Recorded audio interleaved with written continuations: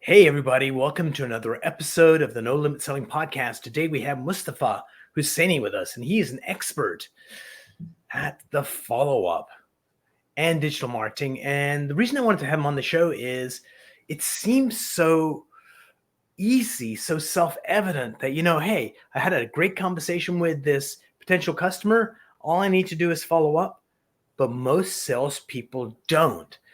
And I want to know, why the hell does that happen, Mustafa? They've done the hard part. They've got the first appointment. They've had a conversation. And now it's just like calling an old friend back, but most people don't do it. Why the hesitation? Well, first of all, thanks for having me here. Hello, and great to be here. That's a great question. There's always a big issue about follow-up, and it took me a while to realize and understand why it is happening. And the answer is it's twofold. One, people just hate to pick up the phone. They just don't like it. And number two is I guess what's behind the hate is that they have a fear of being and appearing salesy and pushy. And so that is why they don't do it. It took me a few years to realize, because I would follow up naturally and I don't even think about it. But there's a story behind that I'd be happy to share if you'd like to. Well, let's go into that in a minute. But I think really at the end of the day, if you don't know why you're following up and the other person doesn't know why you're following up, then there is an issue. But if in the initial conversation it's like, hey, Mustafa, thank you so much for spending time with me. We had a great conversation and I don't want to leave you hanging. I'm going to be following up in 2 weeks just to make sure we're on the same page. Does that work for you? Yes, it does. Have a nice day. You move on. You kind of set up the stage right up front, and then no one's surprised. You don't feel awkward. Otherwise, it's like, am I going to be too salesy? Is he think I'm going to be pushy? What do I talk about? Why go through all the stress? Just be upfront, right up front. Cool. So what is the end question again? It wasn't even a question. It was a comment. It's like, the first time I get the appointment, which is the hardest thing to do, right? In that conversation, I'm going to let you know I'll be following up with you. And here's why. And that way, when I do follow up, it's a welcome phone call rather than should I call, shouldn't I call? Set the freaking appointment on that first meeting. Right. Yeah. And I think it depends on the conversation too. Sometimes you don't want to set the appointment, you just want to follow up. And then sometimes you do want it. It's like, hey, when would work for you? Call me a couple of weeks. And then you always want to follow up. Right. And that's where people, Umar, before I forget, we're live on Instagram. Would it be okay if you make this vertical where you and I are side by side in that mode, so that, because it shows up tiny on Instagram? Okay, I'm not sure how to change this, so we are locked in what we're doing right now. It's like one of those options at the bottom where it shows the layout of the, I forgot what it looks like. It's a real quick change. It's a side by side thingy. Okay, right now I'm seeing you side by side. I know. It would be, we become vertical in that mode. So we become larger. There you go. Bingo. Done. You're a smart guy. I knew it. So the thing is, people forgot they dropped the ball. Like you said, they go through all sorts of hassle and headache and spend time, money, energy, resources to find a prospect, find a customer, get a referral, do all that. And they have a conversation or they get the lead and they don't follow up. They talk to them once, then they don't follow up. And in a lot of cases, as soon as the transaction closes and they receive a payment, that's when the interaction stops. That's when the follow-up stops. And that's where they leave a ton of money on the table. And I mean loads and loads of money. And most of these people, which is almost 80-90% of business owners out there, are always bitching and whining about not having enough sales and what do I do for my leads and all that. It's like, bro, pick up the phone. Come on. You did all that work. Like, and they loved you. You did that work and they loved you. And there's trust. Absolutely. You did all that work. Like, come on. So before we go any further, let's hear from one of our sponsors. The Instant Review kiosk captures video testimonials, then automatically converts them into Google written reviews. This is huge for 3 reasons. Number 1, you get more reviews. Number 2, video reviews are just as powerful as a personal recommendation. And most important, we make it super easy for your customers to leave you a review at the height of the experience. Increase your sales by getting a kiosk today. So not only follow-up, but asking people for a referral or recommendation is also really essential to do, because this day and age, trust is such a huge thing. And Mostafa and I have a trusted relationship, but unless he writes a review or gives me a testimonial, nobody else in the world knows that. Absolutely. Absolutely. So what's your experience with reviews and testimonials? I'm digging deep into this thing right now. What's kind of interesting is that 22% of people look for reviews that are 2 weeks old or younger in order to trust the organization they're going to get a haircut from or buy a car from. So having reviews continually is really, really important. Here's the one that really blew me away: is a video testimonial is as powerful as a personal recommendation from a friend. That blows my mind that 50% of people would take a look at video testimonial and go, oh my God, I'll rank that as much as a personal recommendation from a friend. So yeah, I think it's in this day and age, customers are researching your product and your service way before they come in and actually talk to you. And the only reason they want to talk to you is because they've read reviews and testimonials that gives them a level of comfort that they want to do the transaction with you. And so I think it's we're really boxing ourselves in to doing sales that are very online, and we need to play by these new rules to maximize our effectiveness. Thoughts? That's great. Thoughts on the effectiveness of? On both of those, that, hey, people are already know what they want to buy. They've done all their research before they come see you. And also the only reason they're going to see you is if there's enough reviews and testimonials for them to pick you as the chosen one to do that transaction with. That's right. So what we need here is these guys are looking for social proof, and they have doubts, and they're like, yeah, this guy, you know, I like what you're saying. I like you. You seem like a nice guy, but again, I don't have enough trust to what you might call it, to make a decision and give you my credit card, right? And so what they want to do is get proof and from other people that said, yes, this guy's good, and it's probably one of the most powerful things. And as you notice, a lot of times, customers say, "Hey, do you have references?" Or do you have testimonials, or do you have reviews and whatnot? And then, so another thing about reviews is, and I know this for research and what I've seen out there, is that people don't trust written reviews as much as video testimonials, like you talked about. And the notion behind that is they think that, well, you could just make up some written testimonials about yourself. That's not so hard to do. I mean, you could get Chat GPT to give you 300 written testimonials in like 30 seconds. Yep. Right. And so if you have a video testimonial of someone, especially if it's a high-end person, or especially if it's someone from the same industry where that person might know them, or a leader in their industry says, look, Umar is a good coach. You got to talk to Umar. When I worked with Umar, I improved XYZ, and here's the results that I got, and here are the benefits. Boom. That's a sold transaction, right? Versus you now trying to be like, yo, we're so awesome, we're the best, pay me and I'm gonna fix you up. and also added to that, because everything is commoditized, it's like I want to buy a Nissan. I'm trusting Nissan as the car company to give me the car. Now I'm trying to figure out the dealer. Who's the dealer? And those reviews are huge. And also the reviews in the service side of things. Because a lot of the money that comes into the dealership is from people bringing their cars in to be serviced. And those reviews are gold. Because, Mostafa, you're going to maybe have a heart attack if I tell you this. So, take your medication. but everybody says my service is the best.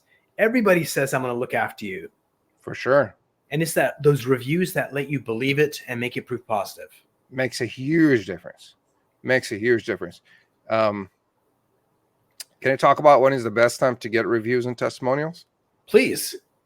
So let me talk about a couple of mistakes about reviews and testimonials. And the mistake that I see, and I've made it myself for years and years, is people wait for a long time to go and ask their customers for a testimonial or a review. And let's say that I'm working with you and we've provided some good sales and marketing results. And then they're like, oh, let me just drive some more results to Umar and really impress him so that he's just flying and over the moon about my service. And then I will go ask for a testimonial. And so what happens is in a week or two or in a month or two, you have totally forgotten about that amazing result and that we delivered. You have forgotten about it. The emotions are gone, and it's just not there anymore. And now when you go and say, hey, can you give me a testimonial? Then they get into that awkward mode of, oh, let me think about it. And then, oh, yeah, great. And because the emotion is gone. So that's a big mistake. The best time to ask for a testimonial or a review is almost every time you deliver results to your customers and they are experiencing the emotions and the results. The experience is huge.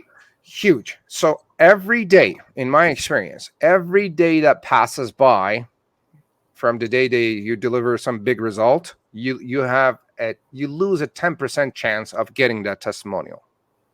Okay. So 10 days from now, getting that review or testimonial becomes very difficult because they've forgotten about it. The emotion is not there. And now you have to rebuild it and redo it and do all that. So in watching cop shows, solving a murder, the first 48 hours are the most important. And I'll actually go a little bit backwards in time. It's like if you and I are about to, we're chatting about, Mostafa, you working with me.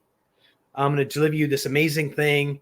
And during that conversation, one of the things, I'll set the stage for a referral. Mostafa, my goal is to knock your socks off with the service that we deliver.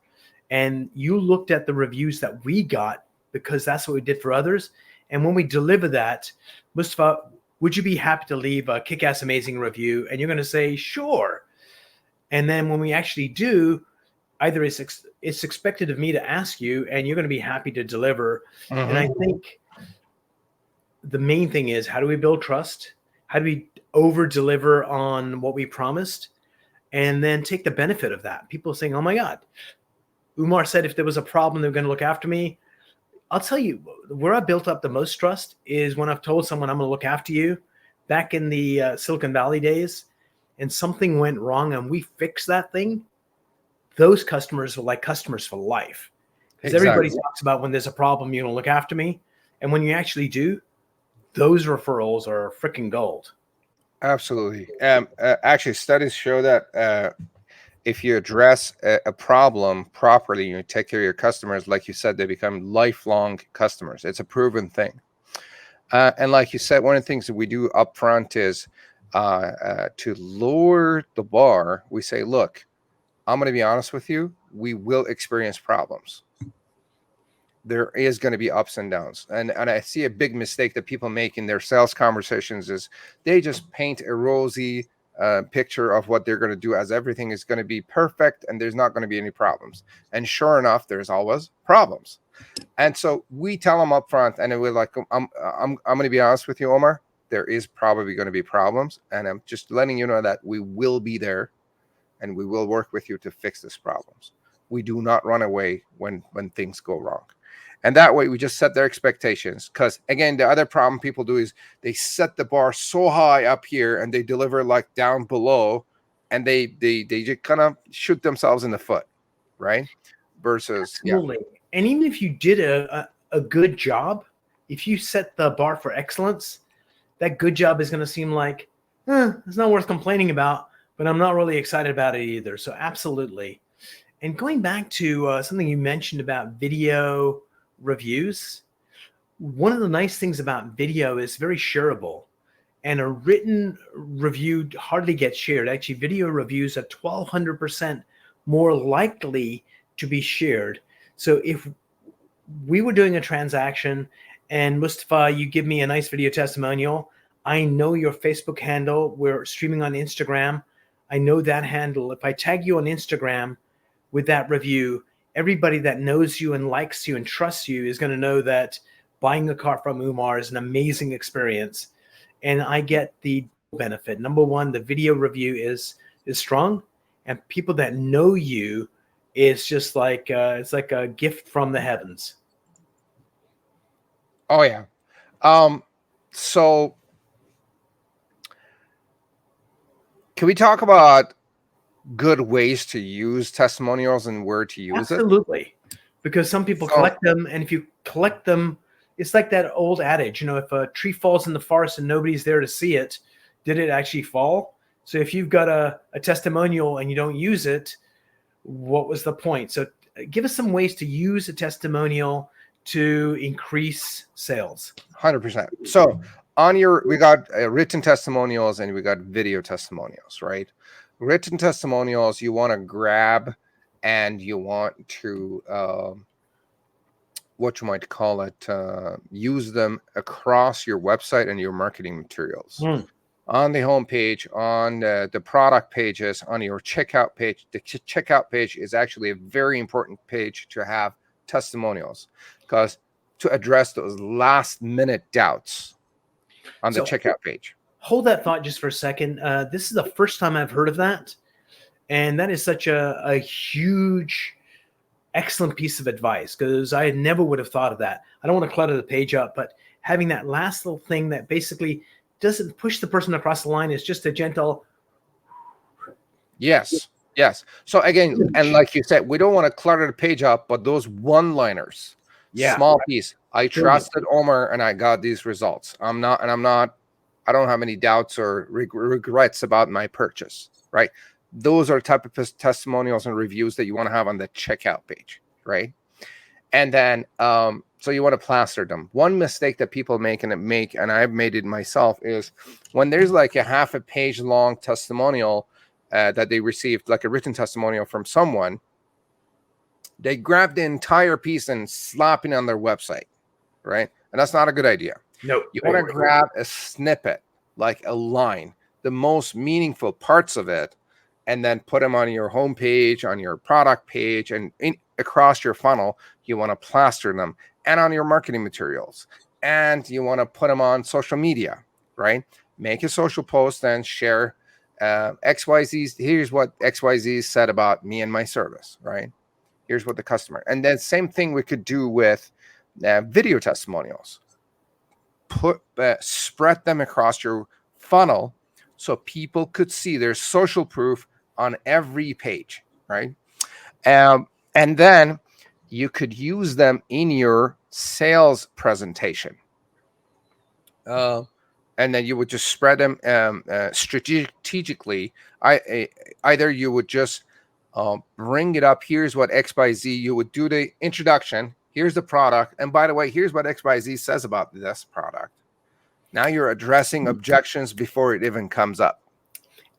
Absolutely. And a couple of things come up. Number one, hey, Mostafa was someone that was like a little hesitant to use our service, but he decided to use it anyway. And this is what he had to say.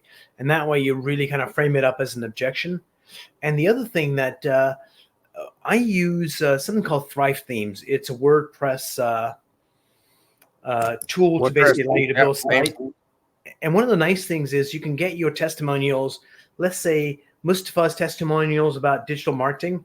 You could have 30 of them, and it'll randomly pick 3 to go on a particular page. So if somebody comes back to your site, they're not seeing the same testimonials. It's kind of dynamic, and they see different stuff coming in. And that's also a nice way to use your testimonials. But something I didn't think of before till you mentioned it, like certainly we use, we editorialize the written reviews to get the heart of the review, but that made me think about the video reviews. getting snippets from that would make a really good reel as well, is to just get the most powerful piece that's a 15-second digestible kind of thing. Yeah. What we're noticing on Instagram and some other places is we have totally genius video things that are 3 minutes long that are really valuable, that do not get as much love as a nice 30-second spot. Yeah. That could get like 1,000 likes. 100%. You could do a 10-second, like if you could grab the most powerful section of your testimonial and put it on YouTube and Instagram and other places as a reel or a short, and it will get a lot more views versus, like you said, a 3-minute thing that is not gonna do you a lot of good. So what's kind of interesting, you could do a shtick is, let's say you're a car dealer, and people buy from me because, and then you just have a 10-second clip from a client from one of their clips, and that could be your shtick. Like this, like people see that and it's like your signature. So I mean, you could start the video with saying, "Welcome to XYZ dealership," or whatever dental office. At XYZ, we do this, and boom, you just segment into your testimonials. These guys are amazing. These guys are amazing. There's like 5 people talking about their experience. Bam, that's like social proof, like on steroids. That's the way possible, on steroids. Exactly. Man, if it was an Olympic event, it would be banned. Yeah. All right, so let's change gears. So the number one biggest problem I think a lot of organizations have, a lot of salespeople have, is getting that first appointment. Yes. So now, Omar, before I forget, let me mention this. Getting a review and a testimonial from your customers have proven to increase your customer retention rates. So the psychology behind it is that, and I think I read this in the book called Influence by Bob Cialdini, and he says when someone goes out of their way to share their experience about you, you kind of what's the word? They remember that, right? It stays in their mind. Now, when they go out of their way to commit to talk about you publicly, or do a video, which is the best form, they become lifetime customers in a lot of cases. So that's another reason to get it. It improves retention.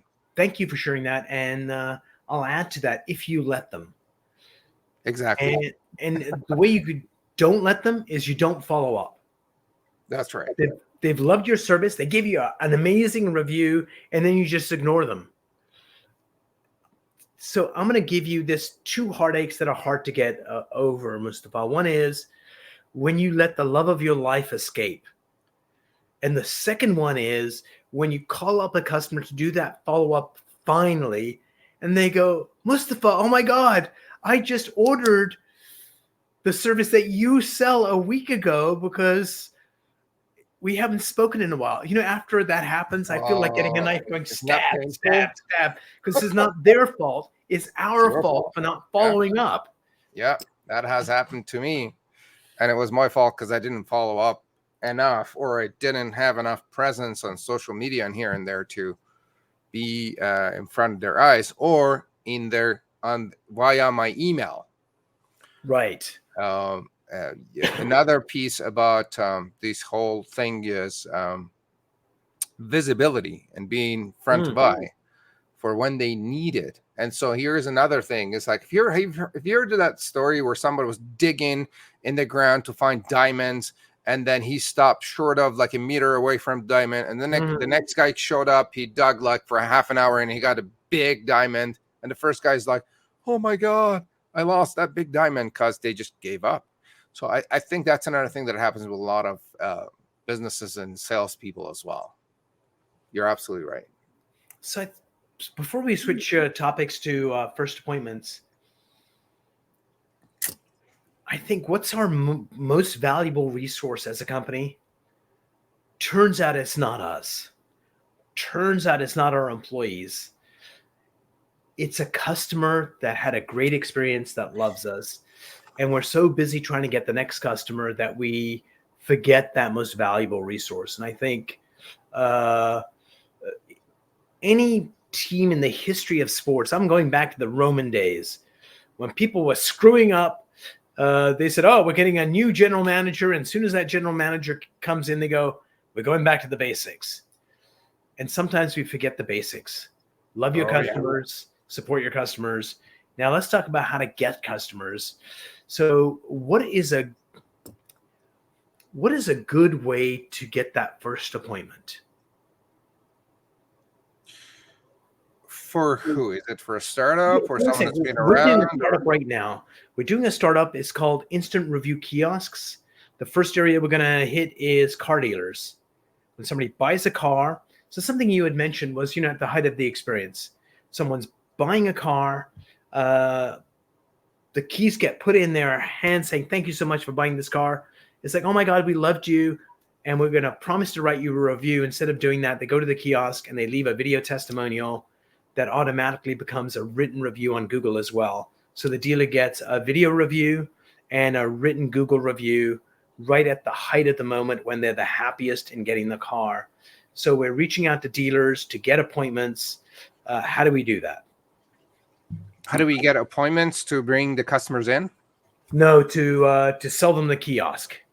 So that first appointment, we know the car dealers, we know they need reviews. Probably the general sales manager or the head of marketing would be the person that needs to make that decision. How do we get appointments? So either first thing I would look in my phone, see if I know anyone that runs a dealership. That would be the first thing. Second thing, I would look in my phone and in my contacts to see who do I know that knows a dealer or an owner of a dealer. Yes. Chances are you know someone. And then I would ask them, hey, we have this product and I'm wondering if you'd be open to make an introduction. Now, if you know the owner or someone on your list already, you would just reach out and say, we have this product. I'm wondering if you'd be open to demo my product, right, to get that appointment. I would go in and then say, do a presentation. Here's what it's going to do. And say, I'm going to give you a 30-day or 90-day trial so you could do this. And I'm doing this to get if you're happy, I would love to have a testimonial because that's going to help me grow my business. And we were going to set the bar, straight and clear that here are my intentions. You get this for free and I'm going to have a testimonial. Then we would take care of that customer, either a friend or a friend of a friend, to the best of our ability for 30 to 90 days. And then we would get a testimonial from them. And if I don't know anyone that is in the dealership world, I would either consider not entering that business because I don't know anything or anyone about it, or I could pick up the phone or cold call them or message them on their website or social media and tell them, hey, I have an offer for you. You get this deal. We're just starting out and I want you to test my product. Thank you for sharing that. One of the things I found in the past that's really interesting is, let's say you live in the state of New York and you want to go into car dealer business and do this kind of business. One of the ways to do that really easily is go to Florida, use LinkedIn, connect with a sales manager in Florida and say, hey, Mostafa, I'm in New York. I do business in New York, but I want to understand the auto market really well. Could you give me 10 minutes so we can chat about that? You know what? I've done that in the past. And somebody in another state is going to say, sure, I'd love to have that conversation. If you call them and say, I want to sell you, it's like, no, I'm busy. But if you call them and say, not selling to you, you'd be surprised how generous people are. And they'll give you a strategy how to enter into your market because people are hot-wired to help. Yeah. If you ask someone for help, people are going to go out of their way to help you. If you say, can I have a moment of your time? It's like, no, I'm busy.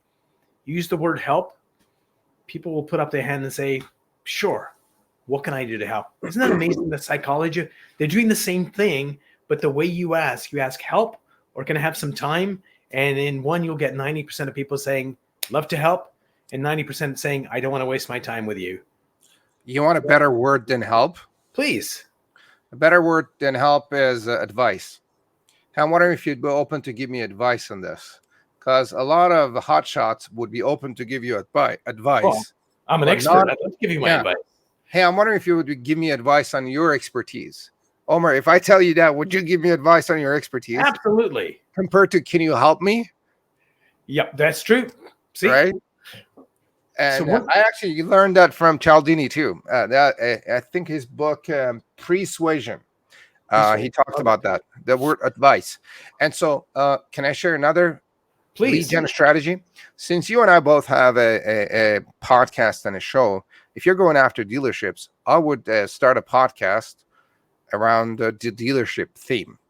And then I would invite these dealer owners onto the show, go through their experience and the rest of it, and then expose the product to them. That Absolutely. would be another good way to go about it.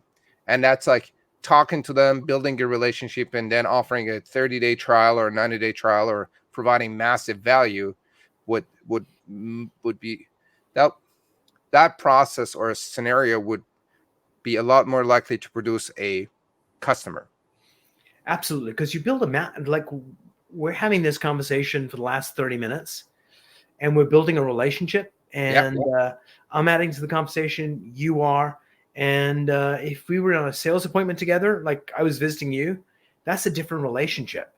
Yeah, I mean, they already have their guards up, and then I mean, that's how you and I actually got started. You messaged me on. I remember that email I saw from you, and you're like, "You want to come on my show?" I'm like, "Yeah, I'll show up on your show." And then I showed up, and then I'm like, "You want to come on my show?" And then that's how we got started, and it was easy. Versus, the other way. Do you want to buy my stuff? No. So, Mostafa, let's two things come up. Number one, Cialdini, I think, has been dead and buried for a while. What do you mean by that? Like, I think I don't think he's living anymore, is he? Is he gone? I don't know.